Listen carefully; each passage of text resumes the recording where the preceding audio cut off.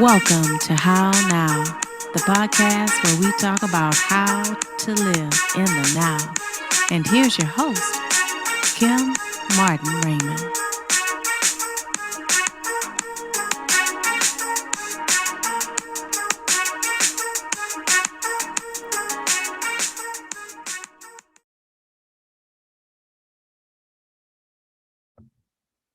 Peace and blessings, and welcome to another edition of the How Now podcast, where we talk about how to live in the now.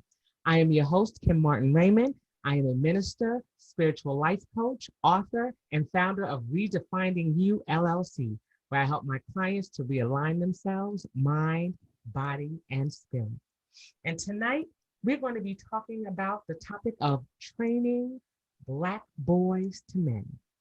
Now, we know that our Black boys and our Black men are part of a multi-burdened group because, the intersectionality of them being Black and being male has been, it's put them in a position of being a marginalized group, much like our African-American women. Okay, the disparities that we're seeing a lot of our Black men and Black boys facing with regards to education and criminal justice and health and employment and fatherhood, mentoring, housing, and violence. These are things that have continuously been a point of contention for our Black men and our Black boys. And so, before we dive into this topic and get to talking a little bit about the effects of this, I would love to introduce my guest.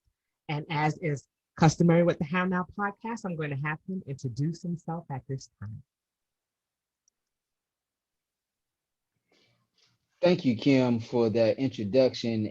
And I just love the way that you articulated some of the conditions that Black boys are facing today.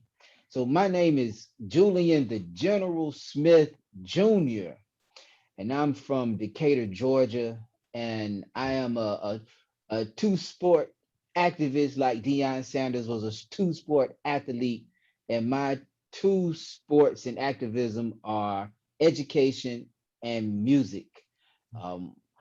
I use education through teaching history to be able to uplift, and I use music to be able to attract. I'm from Decatur, Georgia, and I attended Bethune-Cookman University, where I received a full scholarship playing trumpet. And while in college, I studied accounting. And after college, I became a professional trumpet player.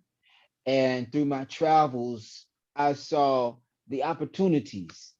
And by seeing those opportunities, it really impressed upon me my responsibility to give back, to be able to teach others, to teach young Black boys that they can do similar work with their gifts and finding their talents, and being able to have impact, being able to make a true difference in a Black boy's life. That's what lights my fire and keeps me going. Yes, absolutely. Well, it is wonderful having you here. Julian and I had an opportunity to meet one another some time ago, and I have watched him grow in such a short span of time. I've been watching, and I mean, he is a phenomenal trumpet player. I've had an opportunity to hear him play, and just to see the wonderful things that he is seeking to do with our Black boys, and that's why he's here. And I want to first congratulate him. He recently received his teaching certification, and so we're like, yeah. So we're giving him some kudos for that, because we know that it's necessary for our Black men to be in positions to educate our Black boys, not just in the streets, but also in the classrooms. And so it's a beautiful thing that you're able to do that. So again, congratulations on that, on that achievement. Okay. Now, the one thing I want to talk about briefly is there was a bill that was written by Congress back in 2019, and that was a commission that was established for the social status of Black men and boys to study and make recommendations to address social problems affecting Black men and boys. Now, this commission was supposed to report their findings annually to the president, to the president's cabinet, and to Congress, and to the the committees of jurisdiction. And this information is also supposed to be made public, through a federal website to anyone who wants to get in, wants to have access to that information.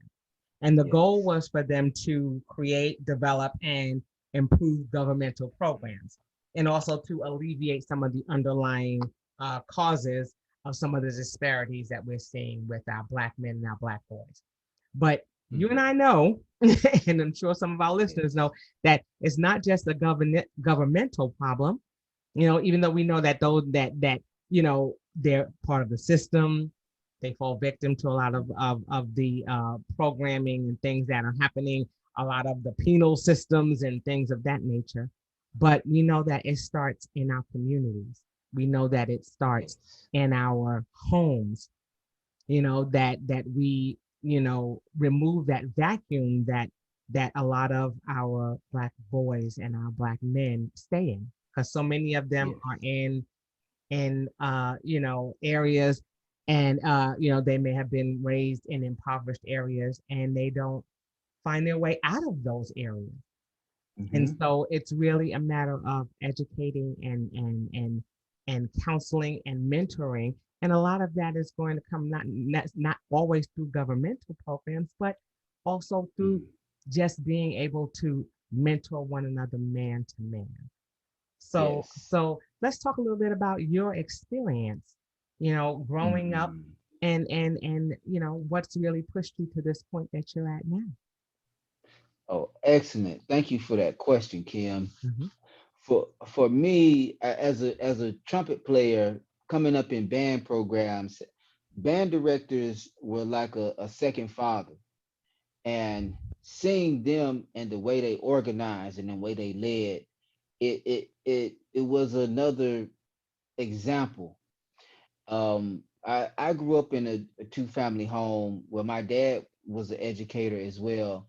And now, as I am an educator and I do the work that I do, I see how phenomenal my father was. And I see how the impact of a young man not having a positive male role model present in their life, whether it's father, band director, football coach, and in particular with the personalities that come from rap artists that may not always be productive to their life. And even for myself coming up, we had Tupac, but we also had Drew Hill. We may have had a rap artist like Project Pat, but we also had music artists like Music Soul Child.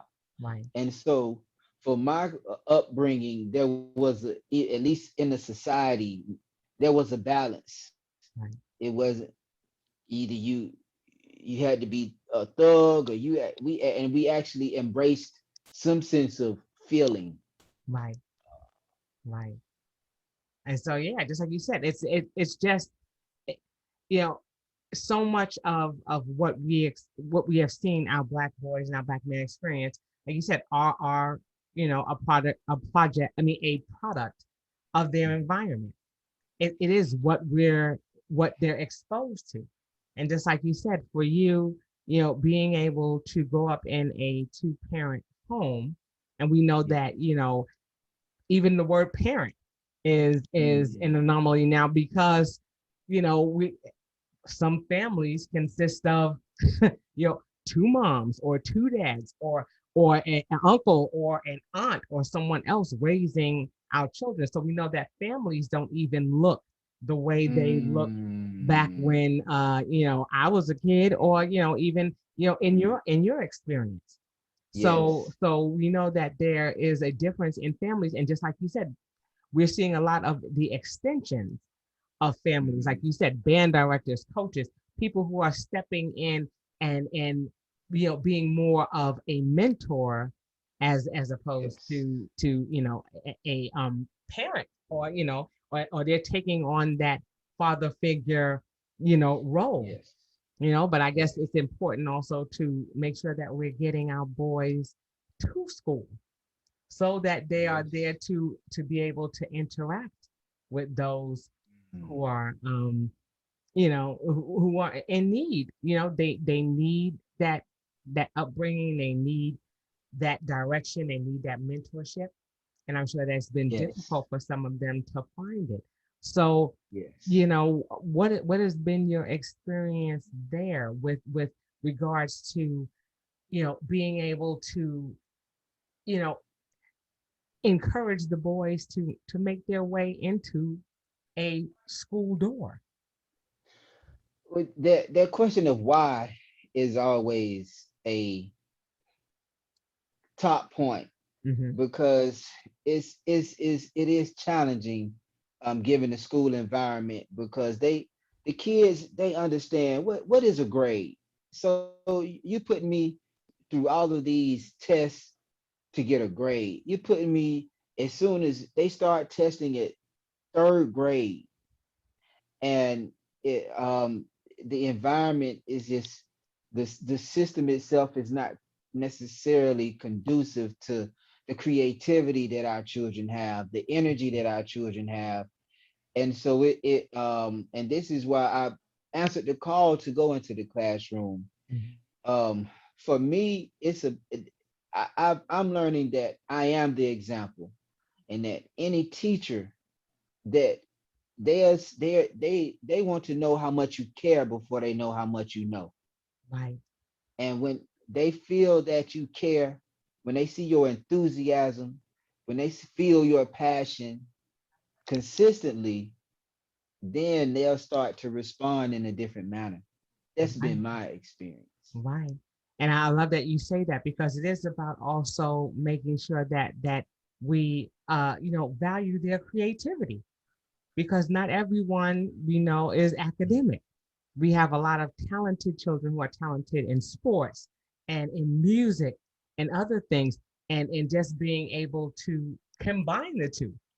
And I think that is great that you have that ability, because like you said, as a professional trumpet player, as a musician, as an Yeah. athlete, as a person who boxes and has discipline, you have many roles that you can bring to the Yeah. table for our young boys.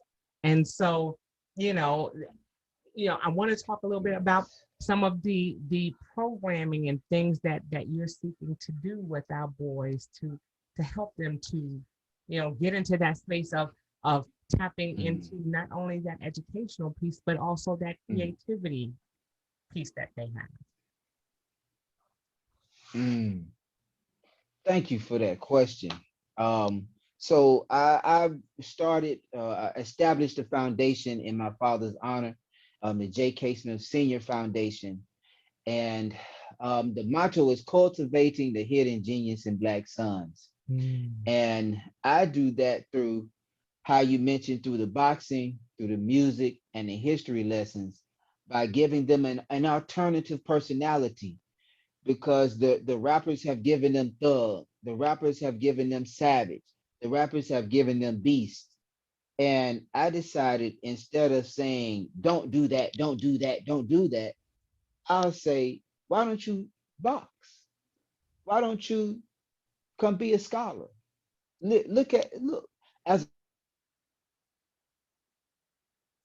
oh, we lost your yeah. We lost your sound. okay, can There, you hear me now? yes, great. Okay. Uh-huh. um as a scholar, we can travel and we can go to various places around the city and around the state, and that's my approach, is to, as you mentioned, to provide alternative productive personalities. Right, right, and that's something that they need. And and and and and be go ahead. and I, and I've also realized from the perspective of corporate that I realized that, well, I was already doing the work, and I realized that as an institution, as a foundation, now I could partner with government, I could partner with church, and I could partner with school. And I realized that that was an area that um, we have to improve upon, and being more productive as far as, in particular, Black men who Mhm. seek to help Black boys, is that we have to have institutions, whether we establish them ourselves or whether we join a particular organization or institution. Right. Now, have you found with your institution you have been able to recruit other Black men to partner with you in your efforts to work with the boys in your community? Yes, yes, I have. I am realizing that the more work I do, the more people will say, "Hey, I see you working." And so, like how you mentioned, you see my boxing, and you hear my trumpet playing. That encourages me to continue that, and people have supported. And now, as you mentioned, with my position as a middle school history teacher, I have more leverage Mhm. to be able to attract support. Yeah. And I'm sure it's been a challenge. You know, you say middle school history, and we think about the history that is in the textbooks, and we know that there are some disparities there. And so how are you dealing with being able to, incorporate some of the history that you are more familiar with than, what's in that history book? And I'm very glad that you brought that up, because from the concept of, it's one thing to have a law, and Mhm. it's another to enforce it. And so they can say, "Oh, don't teach this, don't teach that," but who's coming inside the classroom to ensure that it's not being taught? So now it's on the teacher to just take that little extra, and it's, I'm not saying it's easy, Right. but it's just on the teacher to take that extra step to say, "Okay, all right, tonight I want you to go home and Google Denmark VC. All right, I'm going to give you some extra credit. All right, you know Martin Luther King. Well, you, somebody tell me about who was Benjamin Elijah Mays." Right. Right. And um, encouraging also debate clubs, debate teams. I really love the movie The Great Debaters, Uh-huh. and that's something that I loved, Denzel's character in the movie, and that's the type of character that I seek to be for my Mhm. students. Yeah, yes, I'm an international performer, but I seek to see my students on stage. I want to see Yeah. them shining and speaking, and with the best, with the so-called best of the best, whether Right. it be Harvard or Howard. That's it. That's it. And I think that that's wonderful because I like that you say, not just, incorporating some things in the classroom, but also doing those extracurricular activities. It's wonderful to see Black male teachers being able to say, okay, I'm helping to, spearhead the debate teams and other things like that, because we want them to know it's not always about sports. There are other things that they can, get into and be a part of, and that it's okay to have a combination of things, to be that triple threat, to be able to say, okay, not only am I smart, but I also am talented, and I know how to use both to my advantage. So Yeah. it's wonderful to be able to see that. Now my question is, when this pandemic hit, and things started shutting down, and I know things are slowly opening up, and now we've got this other strand coming, and things may be closing back down again. We don't know, what the situation is going to be there. But in your program, did you see a surge of more boys coming into the program as a result of the pandemic? It kind of stayed steady. I'm So I am kind of just getting going with it, and yet I have it also it exposed the need, Mm-hmm. and I really saw if so I grew up and live in South DeKalb, Mm-hmm. and I saw that it's nothing for kids to do. Um, Not only as you mentioned earlier, when it comes down to food, after 10 o'clock, where can I find a fresh vegetable? Um, Places to go, and it really impressed upon me the need during the pandemic of having our own institutions that so what happens when the school says you can't come here? What happens when the school says you have to get this, your child has to be vaccinated or they can't come here? Right. Or what happens when the school system says, okay, we're not going to teach history at all because we're focusing on science and math? Right. Wow. Where are our institutions? Right. Where so um we have a lot of opportunity, and so I'm very thankful for platforms such as this to Yeah. talk about how now. Right. Okay, now and what one factor that we have that, let's say Booker T. Washington and even let's say on up to Martin Luther King, we have these technology platforms Yeah. where we can boom with the push of a button, we Right. can reach the entire world. Right. Right. And we know that, even in some of the communities where the children are struggling, that they may not have access. So we Mm, know that it's an even harder push for us to try to establish even those things because, you know, most of our Black boys, you know, before this pandemic hit were out there, shooting ball and doing things. mhm. And now the parks are closed and people couldn't be outside. And it was like, where do they go? And like you said, what do they do? And where do they turn? And there has to be a voice, there has to be someone that they can turn to and be able to get some of those answers, and a lot of them will gravitate towards people who look like them. So, Yes. Yes. I know that, that's where the push comes to be able to establish programs to have our Black men to be able to mentor and to guide them because we have so many successful men out there who, you Yes. know, like yourself, can reach back and help to lift our boys up and to bring them to, Yes. to a good space.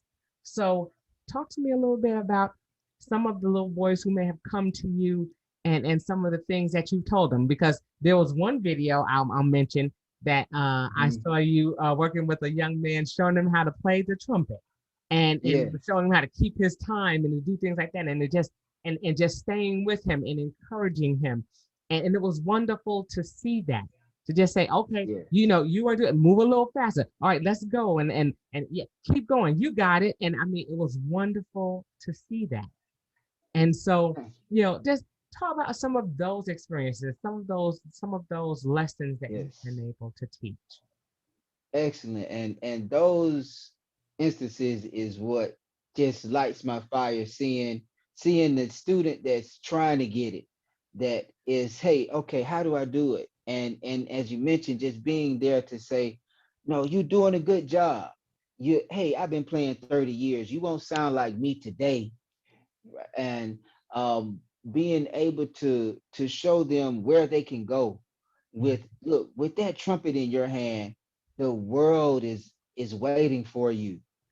Right, And being able to yes, plant that idea of, yes, you're starting here, but with a little discipline, with a little effort, you right, can get here. And to really to have that idea attainable to them, right, and not just say, you can be president of the United States, right. which could, yeah, you could, but it's only one president every 4 years. Right, right, right. And and so those moments are ones that I seek to create more with the trumpet playing, with Mhm. the boxing, and with the history, being able to, in particular from the Black perspective, Right. um, because and now more and more I'm understanding that it is important to learn history from a Black perspective as a Black man, Yes. and it that doesn't exclude anything else, but it just gives me proper understanding of, okay, what's my role in America, and Right. especially now that our children are forced to grow up sooner than they would Right. are designed to, Right. and just having those opportunities. And so I definitely look forward to the support of government and the support of church to Right. be able to, right now I'm self-funded, Mm-hmm. and but however through faith I Right. know that God will provide, um as I continue to go. Yeah. And so those instances with those boys, is what keep me going. Yeah. Yeah. All right. So let's talk about, what, let me see. I want to make sure that I word this properly. Um, let's talk about, you know, what are some initial steps that we can take with some of our boys? I know you said discipline, and that's something that's powerful when you're talking about boxing, when you're talking about learning an instrument, when you're Yeah. learning about history. What is the, or what are some things that or some takeaways that some of our listeners can take with them with regards to helping their boys to get on the right track to Mm. becoming successful men in our society?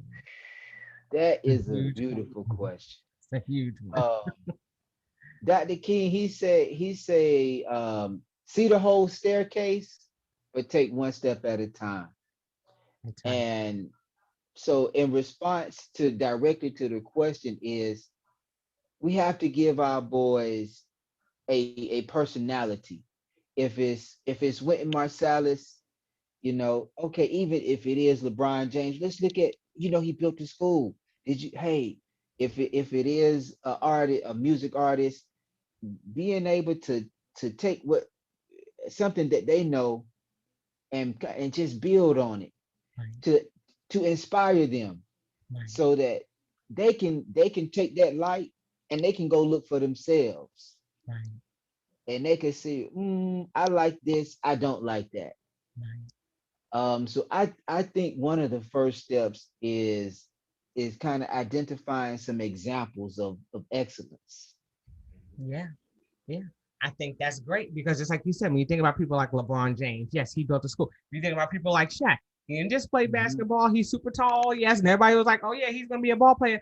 But look at all the businesses that he owns, and Yes. and and you know other things that he's invested in that has continued to build his empire, and has Mhm. continued to monetize the things that his lifestyle.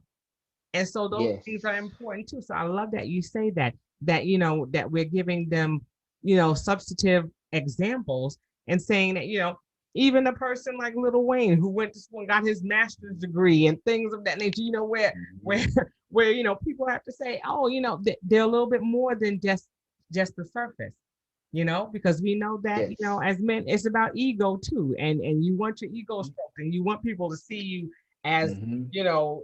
having your stuff together and being able Mhm. to, to provide. That's huge. And so, I Yes. think it's important though that you say, it's about creating those examples. It's about saying, hey, it's more than just the basketball. It's more than just the thing. They took time to learn their craft, but they also learned, how to sign contracts, how to get paid for Yes. things like that. So it's always being able to take it to the next level. So I think that that's an important thing for our young Black boys to know, so that they can, you know, pivot themselves in the position to Yeah. to be able to get beyond where they are. And I Yes. know that I know that we've just scratched on the surface of Yes. of of this because this is something, like I said, that has been systemic for us. But Yes. it's all about trying to, go beyond, you know? And what's beautiful is we have done it before. We have examples like Booker T. Washington, and something that inspired. If Booker T. Washington can do it in the middle of Alabama and Tuskegee, Right. we have we can do it. Every resource. Every reason, and we have more people in politics. We have black billionaires. We have everything. And so now, from what I'm seeing, as far as in 2021, it's just us deciding what's the curriculum, what's the strategy, what's the narrative. And I think that as we continue to, as we're doing, to uplift the youth, to say, okay, I'm 35, but you're 13 and Right. you're smart too. And Right. you know what? You and your friends, I want you all to go present me with a plan. Right. And Right. so as we continue to merge these generations, and I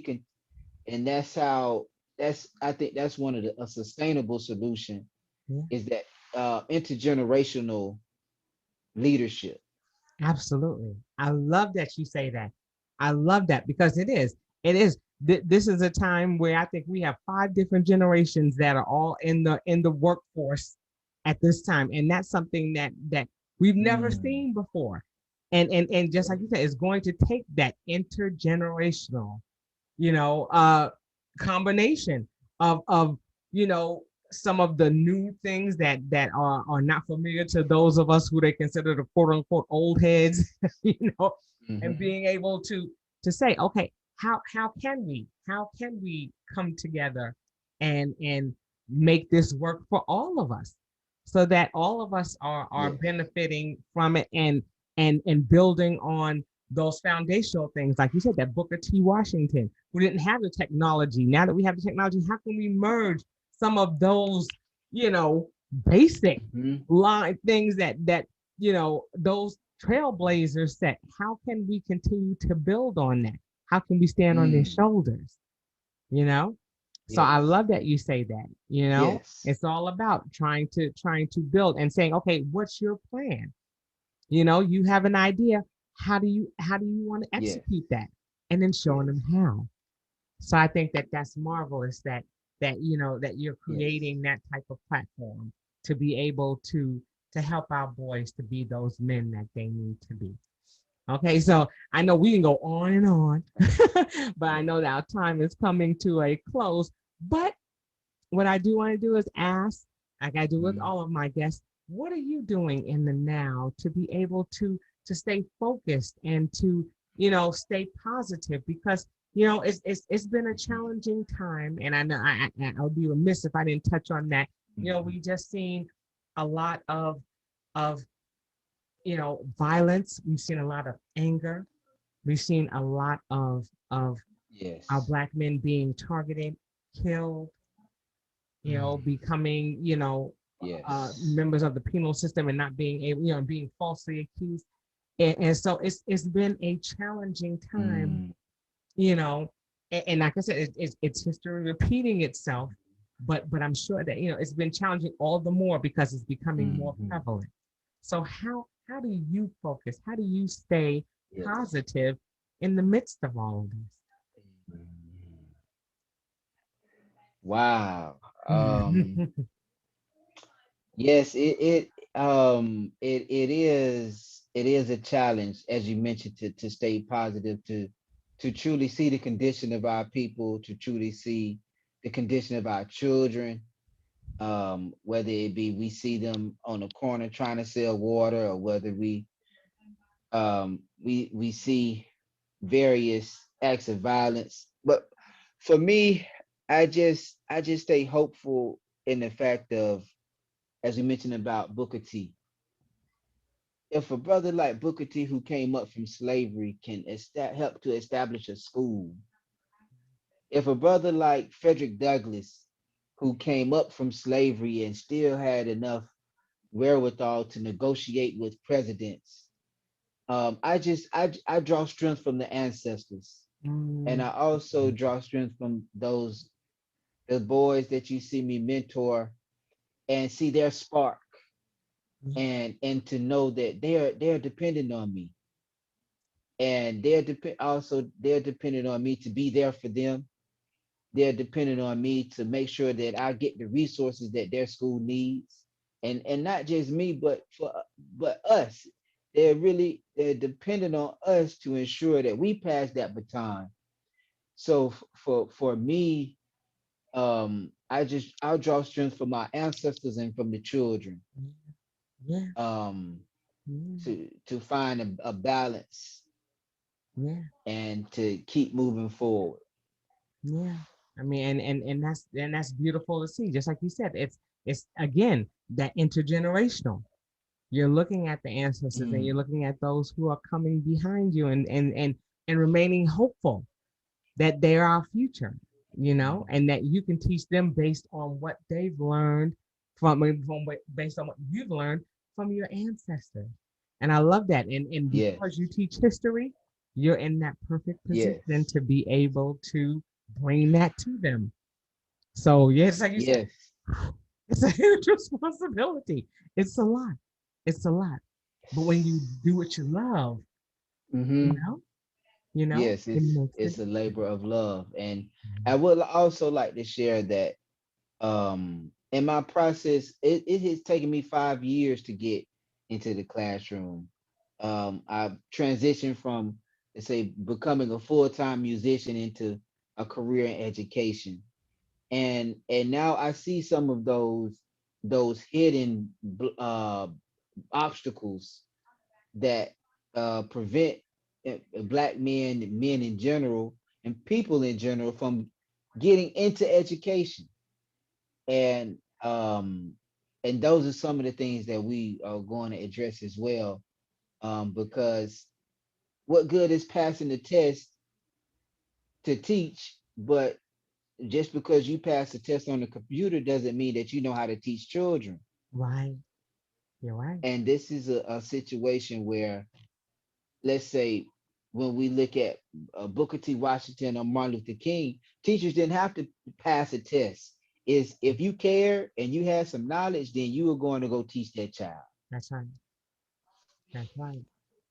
And now, like you said, you're in a position where you get to see the things, and it's definitely difficult, being an educator myself, you know, Mm, on the outside looking in and then on the inside looking out. It's all about perspective. And the perspective mhm, is different when you're in those places, and that's where you can go in and see where those disparities are and start mm. making those changes. So it's good that you're in there because you can be the voice, and that's what Yes. we need voices. We need people to be able Mm, to speak on those things, and if they're not in that room, mhm, then they can't speak. mm. Sometimes they got to be at the table, and I know we have to also be in a position to make our own table, but when we're at the table we want to make sure that we have a voice as well. And so I mean, it's just phenomenal, the things that you are doing, the the steps that you're taking to make sure that our black boys come turn into strong black men who can see opportunity to be able Yeah. to do anything, and Yes. we've seen some wonderful examples in that we are definitely creating that intergenerational braid or that bond that's going to be Yes. strong and tight, so that way we can move in a direction that we need to move. That's going to be that twine that's going to help us to climb mountains. Mm. And so Y- I'm grateful that you're a part of that, and that we're all strands, and that we're all working together to Yes, we are. we are all Yes. friends, So like I said, I know that you do your, for some of the things that you're doing personally, the boxing, Yes.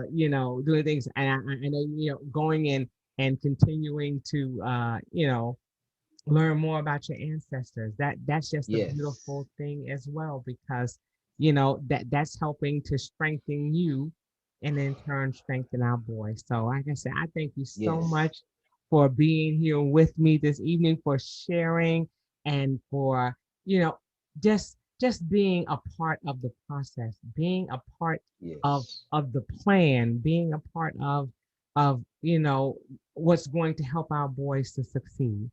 We need more Yes. men like you. We hope that you continue to, you know, build and continue to grow. I'm definitely going to have you come back as you continue Yes. to grow your program and as you're looking to expand and we'll talk a little bit more about that and what it's looking like as Mm, time progresses.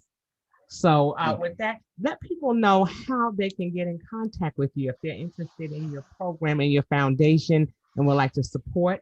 How can they get in contact with you? Thank you for that. Mhm. So our website is www.jkssr.org, which Okay. stands for the J.K. Smith Senior Foundation, jkssr.org. .org. And, and my phone number is 404 Mhm. 579 Mhm. 0279. 0279. You have an email? And the email is jkssr 2020 jkssr 2020 at gmail.com. At gmail.com. Okay, well, you all heard it here. Again, we'd like to thank Julian, the general, for being with us and for helping us to learn a little bit more about how we can help our Black boys turn into positive and strong Black men in this now. Again, like I said, I wish you the best of luck and success in all that you do. Thank you so much for being with us. And that will do it for this edition of the How Now podcast, where we talk about how to live in the now. And until we see you the next time, I say peace. Peace. Thank you, Kim. My pleasure.